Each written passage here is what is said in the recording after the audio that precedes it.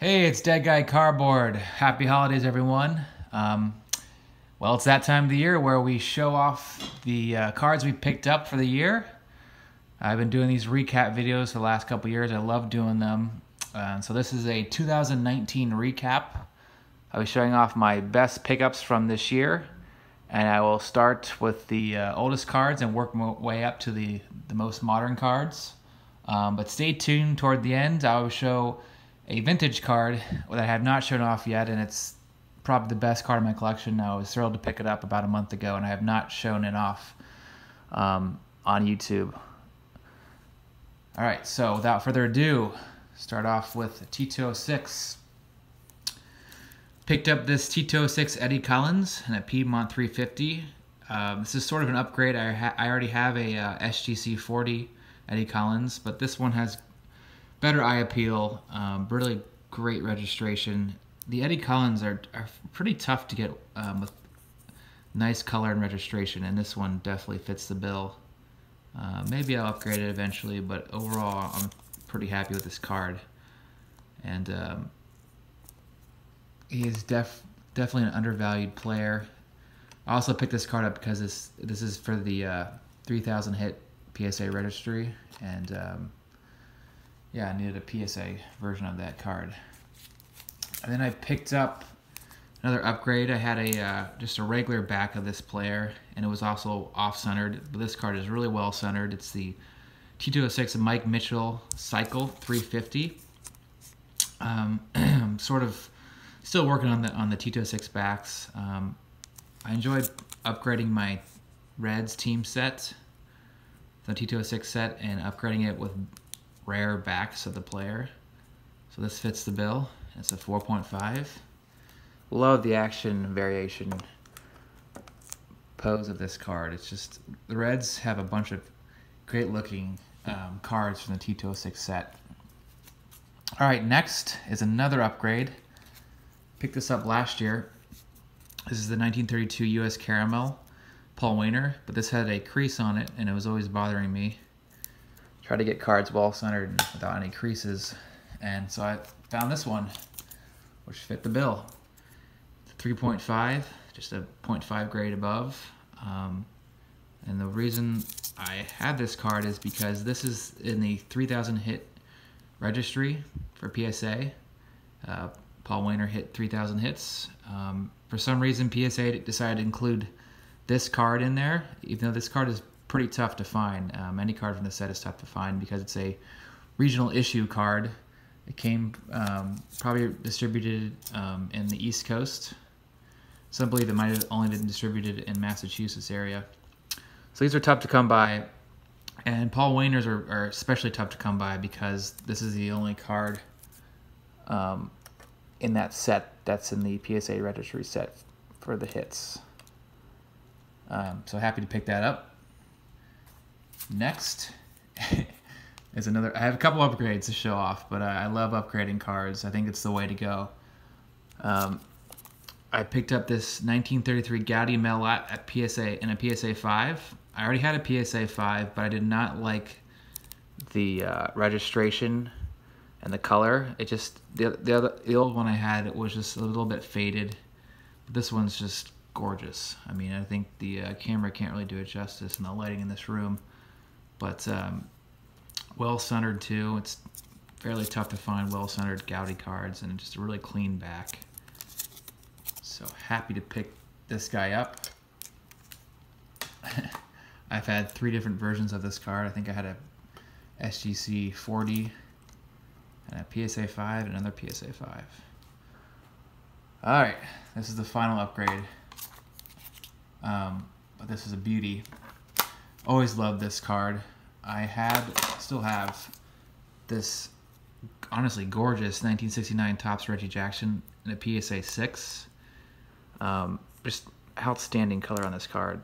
I don't know. I'm debating whether or not to sell this card because I love the look of it. But I upgraded it for this PSA 7. Found it on an auction site for a really good price. I won it for a great price. This is just a bump to 7. Really well centered, maybe a little bit better centered than the 6, but you can tell the coloring on the 6 really stands out a little bit more. But happy to pick up the 7 for sure. Now we're getting into bumping right up to the 90s. Let me get a glass of water. So we went from the 60s straight up to the 90s. Picked up some big 90s inserts and parallels for my Barry Larkin collection. One being this 1990 Donruss. Yeah, big card, 1990 Donruss. No, it's big because it's the aqueous test. There's a lot of mystique around this card. Was it distributed in packs? Was it, just a test issue that was backdoored? We don't really know. Some claim that these were issued in packs in Canada. Some believe they've opened them up in some card shops in the United States. But what we know about this for sure is that the aqueous test is essentially a printing technique where they put water in the ink, and I think it saves the company money, and I think it's a little better for the environment. But this is a test issue to see, I guess, how that would turn out. And these cards have a little bit more gloss than the normal 1990 Donruss. These are tough. I believe to be around 10 or less of these cards per player. And happy to pick this card up. Not in the greatest shape. I would assume this would only grade like a PSA 5. But really, you can't be picky with these cards because they never come up in your player. And at the beginning of the year, picked up this 1996 Select Certified Mirror Red. These are out of 45. Thrilled when this popped up. But was even more thrilled when this bad boy popped up. This is what some consider the holy grail of 90s inserts, the Mirror Gold. These have a stated print run of just 30. Gorgeous looking cards. Has a gold foil finish to it. These cards are not cheap. Picked it up in January and was like, well, there goes a good chunk of my budget.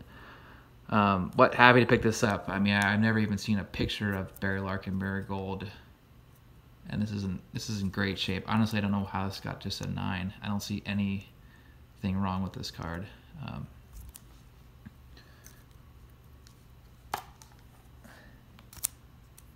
So that was a big pickup for me.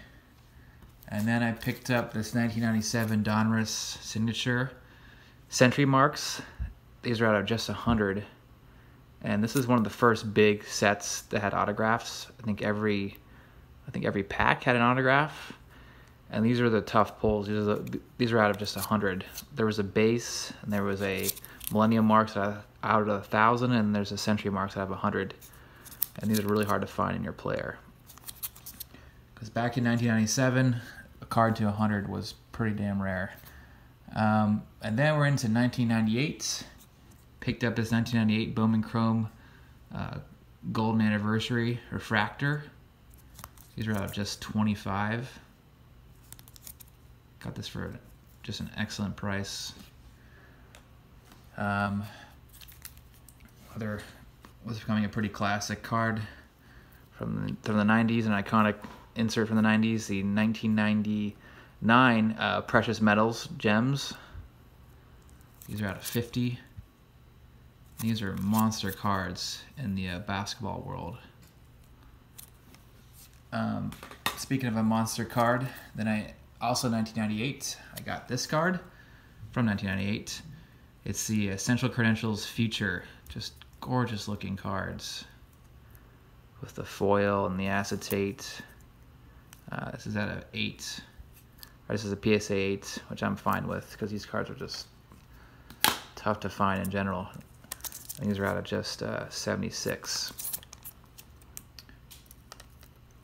And then this is from 1999. This is the Essential Credentials Future as well. These are out of 87. The reason I have some of these in top loaders, I'm probably going to get them graded next year. Good looking card. More water. It's that time of the year, wintertime. Get colds. Okay, now we're into 2000s. I picked up this 2000 Topps Chrome traded Miguel Cabrera. This is towards, I think, the off season. These cards to me are very undervalued. I would highly recommend picking one of these up in a PSA 10 because he's going to hit either 3,000 hits or 5-run home runs. He's guaranteed to make the Hall of Fame, and these are very undervalued. And I can guarantee you they're going to jump in price once he breaks one of those milestones.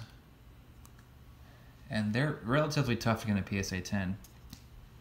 And man, this is kind of a minor card. At the beginning of the year, I picked this up for, I think, 15 bucks when he was starting to heat up at the very beginning of the season. You know, there's debate whether he would end the season with a 400 batting average. Of course, he didn't do that, but even at that kind of peak of his popularity at the beginning of the season, these were only 15 bucks. But he's won the MVP, and this card has climbed to, I think, around 60, 75 bucks. So, cool card. And this is a card that I mentioned in my video of cards to pick up now before the season kicks off for next year. This is a card I would definitely pick up.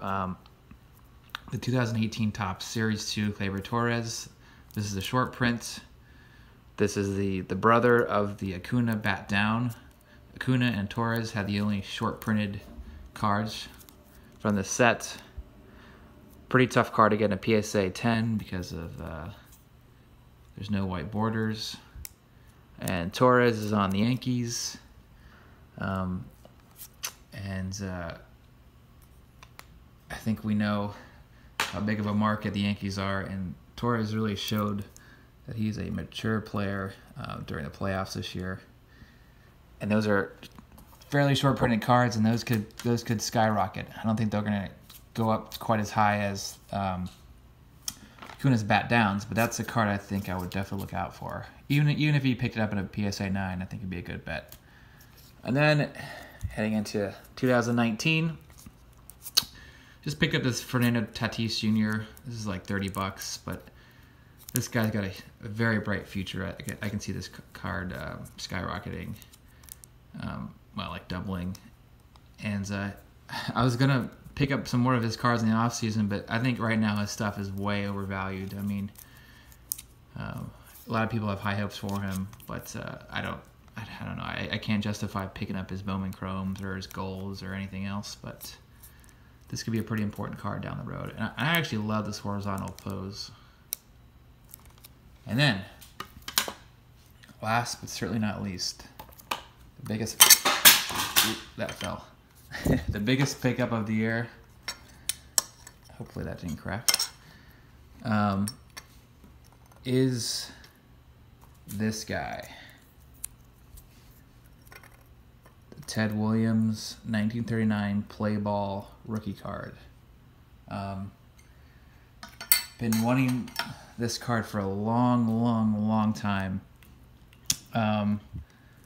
And I've just been waiting for one that's well-centered, which is tough for 1939 Play Ball, and a card that also has just really great registration and the photo is very crisp. A lot of times Play Balls have these faded-looking photos. This just fits the bill. The back is relatively clean. There's a little bit of paper loss right where it says width, which I think brought it down to a PSA 3. But it doesn't really take away from the eye appeal of the card. I believe, so there's two different variations of Play Ball. There's all caps in the name, and then there's lower caps in the name. And I believe the all caps one was the earlier edition. And so oftentimes the ones that have all caps in the name have slightly better color in the photo because it was earlier in the print run. At least that's what some believe. But I've noticed that in a lot of the cards. But this card is I just love the look of it. This, of course, fits the bill of my 500 home run club. And he's a Red Sox legend. But to make this card even cooler, I picked up recently, have to fit in the background here, this play ball wrapper from 1939. These are tough wrappers to find, much more harder to find than the Gaudy wrappers, or most of the Gaudy wrappers. This wrapper is 80 years old. It's got a little bit of a tear there, but overall, just thrilled to have this wrapper. I think this will look pretty cool. Get it framed up and then put it next to the Ted Williams rookie card. But yeah, I think I had a pretty good year of collecting. Did some upgrades. Got a big card. That was really my goal this year, is to pick up a big rookie card. Pick up some big 90s inserts. I think my goal for next year is keep, I guess, hacking away at the 3,000 hits in the 500 home run club members. I have a lot of big cards I need to pick up. The one I really want to pick up the most probably is the Pete Rose rookie card. I mean, being from Cincinnati, it's kind of crazy I don't have that card yet, and he's the hit king. So that's high on my radar, probably in a PSA 6 or a 7. I want to also just focus even more on vintage cards, focus more on picking up some dead guy cardboard cards. Really love vintage, and I'll still pick up the occasional 90s insert for sure. And I might even, I've preached many times to keep your collection focused. Don't extend beyond too many different categories, but I might extend out to picking up some vintage basketball cards. I think the vintage basketball card market is very, very underrated and undervalued.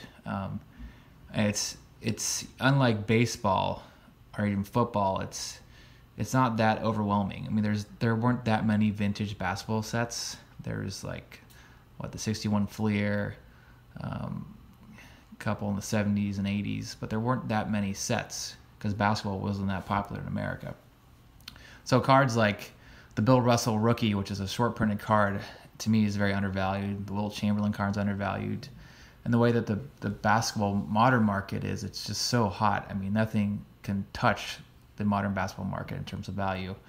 And I think eventually people are going to want to collect the vintage cards of basketball, which are very short printed cards in general compared to the modern stuff. And I grew up loving basketball in many ways, even more than baseball. So I would love to pick up some of those legends. Anyway, enough of my rambling. Hope you guys enjoyed. Hope you guys had a great 2019, and I would love to see some of your best cards from this year. That's it. Peace.